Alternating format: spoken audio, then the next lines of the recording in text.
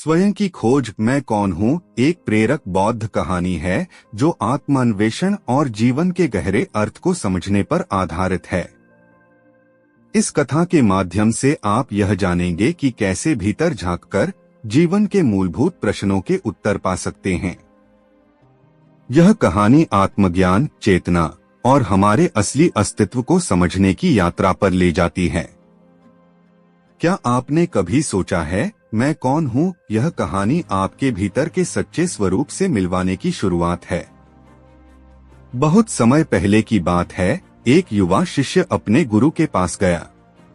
वह हमेशा जीवन के गूढ़ प्रश्नों को लेकर चिंतित रहता था। एक दिन उसने गुरु से पूछा, गुरुदेव मैं कौन हूँ? क्या यह शरीर मेरा है? क्या मेरे विचार ही मैं हूँ या फिर मेरी आत्मा ही असली मैं हूँ? गुरु ने मुस्कुराते हुए कहा, बेटा, इसका उत्तर खोजने के लिए तुम्हें स्वयं की यात्रा पर निकलना होगा। मैं तुम्हें एक काम देता हूँ।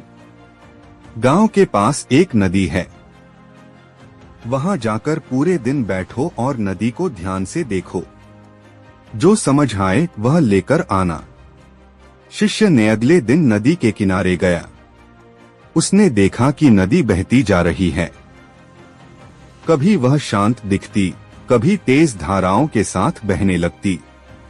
कभी कभी उसमें गंदगी बहती और कभी वह बिल्कुल साफ और निर्मल हो जाती। पूरे दिन उसने नदी को देखा और सोचा, नदी स्थायी नहीं है, यह हमेशा बदलती रहती है। वह गुरु के पास लौटकर बोला, गुरुदेव, मैं समझ गया कि मेरा शरीर और विचार भी उस नदी की तरह बदलते रहते हैं। कभी मेरा मन शांत होता है तो कभी उसमें विचारों का तूफान उठता है। तो क्या ये मेरा असली मैं नहीं है? गुरु ने उत्तर दिया, सही कहा। तुम्हारा शरीर और विचार अस्थायी हैं, जैसे नदी की धाराएं। परंतु जो यह देख रहा है वह स्थायी है। अब यह बताओ, जो तुम देख रहे थे वह कौन था? शिष्य को यह सुनकर एक क्षण के लिए ठहराव महसूस हुआ। उसने महसूस किया कि जो देखने वाला है वही उसका असली स्वयं है। वह न शरीर है न विचार, वह केवल एक साक्षी है जो सब कुछ देखता है, महसूस करता है। गुरु ने कहा, जब तुम यह समझ जाते हो कि तुम केवल देखने वाले हो, न कि वह जो दिख रहा है, तब तुम स्वयं की खोज पूरी कर लेते हो। यही तुम्हारा असली रूप है, शुद्ध, शांत और अचल। शिष्य ने सिर झुकाया और धन्यवाद दिया।